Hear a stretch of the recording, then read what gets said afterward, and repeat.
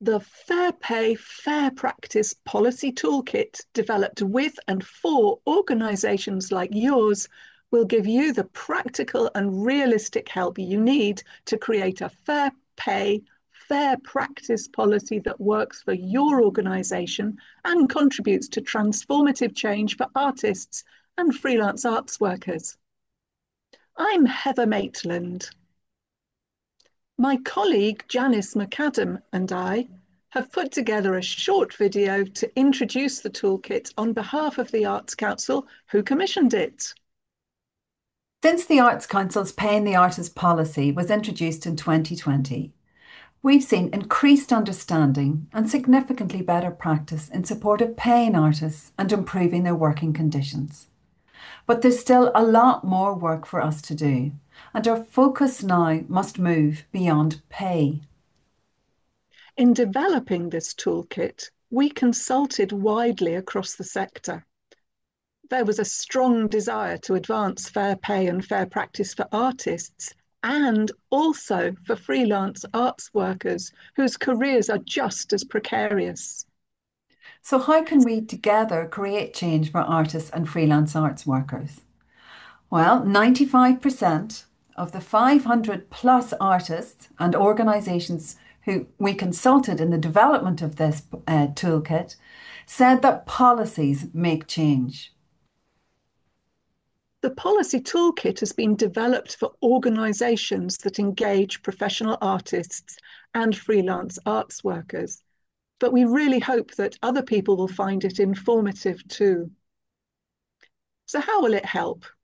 Well, effective policies aim to eliminate or reduce the impact of the causes of low pay, precarious work, and poor working conditions. The toolkit lists those causes under 8 themes common across art forms and sectors. I'm sure you'll be familiar with many of these causes, but you may find it useful to see them set out like this so that you can review what you're doing already and consider what you might additionally do in the future. To help us understand and progress fair pay and fair practice, we've identified 5 fair pay, fair practice principles. And these are respect, transparency, opportunity, sustainability, and fulfillment. And what do we mean by this? Well, by respect, we're talking about valuing artists and freelance arts workers, valuing their time and valuing their work. For transparency, we're thinking about how you're open and clear in all of your dealings with artists and freelance arts workers, and making sure to give them an effective voice in any engagement. Opportunity is about ensuring fair and equitable access to work and career development opportunities.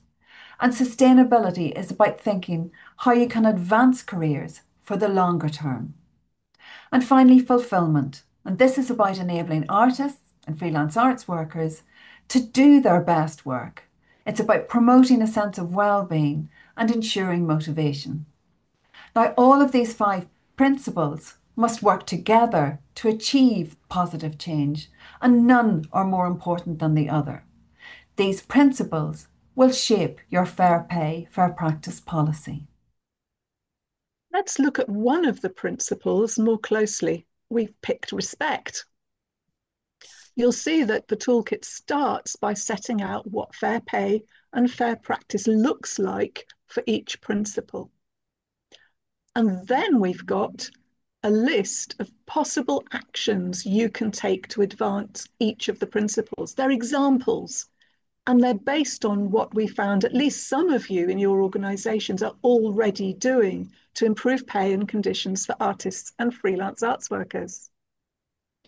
The important thing is that this is not a to-do list. The idea is to identify what your organisation already does and then ask yourselves, what else can we do? You might not even contract artists directly, but our consultation found that we all have a role to play in influencing the people who do, and we had lots of examples of that. Every art form is different, So not every action will be relevant to your art form or sector. And of course, each organisation is different. So some relevant actions won't be possible within your organisation's context, its scale, or even the level of resources that you have. And of course, we hope that your organisation might develop new actions that nobody else has thought of. So now it's time to roll up our sleeve and actually use the toolkit. In the toolkit, you'll find that we've given a 4-step guide to developing effective policy. We've included a worksheet for you to fill in and 2 templates, one for developing a policy and the other for the implementation plan. Let's have a look now at the worksheet, which is central to the development of your policy. So you need an introduction because not everyone who reads your policy is going to be familiar with your organisation. So you need to explain who you are, why you exist, what you do, and who you do it for. You also need some context that will help you show how the policy is relevant to your organisation. And in thinking about the context, we're asking you to think about what you could change and what do you have control over and what could you influence. We also ask you to set out your purpose. So why does your policy exist? What are you seeking to do? And why is it important? Now you'll notice that there's lots of white space given in the worksheets. You don't have to fill it all in. Your answers can be short and to the point. The worksheet goes on to ask you about who and what your policy applies to. And you'll see here we've given you an example and it is quite short and to the point. We ask you to think about how your values align with the principles of fair pay and fair practice. This is the bit where you say what you're going to do to further each of the principles. You'll probably say more under some principles than others, and that's okay. And then it's important to think about how your other policies relate to this one. For example, some organisations closely link fair pay and fair practice to their artistic policy.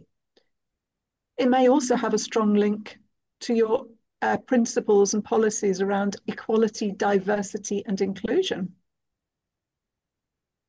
And this is where the practical bit comes in. So here we're asking you to think about who's going to be responsible for your policy and how are you going to ensure that it's implemented, that it's reviewed, and that it's updated. And then we provide the templates. So we provide a template for your policy, which allows you to turn all the lovely information that you've gathered in the worksheet into an actual policy. And we provide an implementation plan. And here's where you can capture the actions that you're already taking in support of fair pay and fair practice, and also the new actions that you've identified through the worksheet considerations. Finally, the toolkit gives you links to sector-specific sources of information and guidance about pay and working conditions for artists and freelance arts workers. And a huge thank you to all the artists, arts workers, and arts organisations who helped us to develop this toolkit. Like them, we believe that there are practical, realistic actions that we can all take to further fair pay and fair practice for artists and arts workers in Ireland. Thank you for watching. Thank you.